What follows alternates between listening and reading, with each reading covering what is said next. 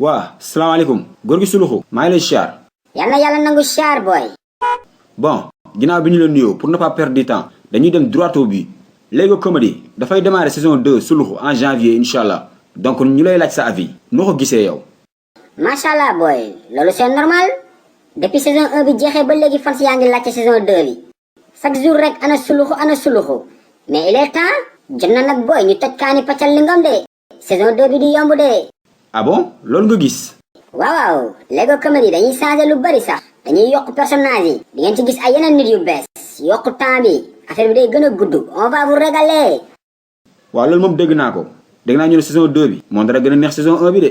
ouh ça va être chaud. ça va être chaud comme du feu. hey noppil yow tamit bul catu.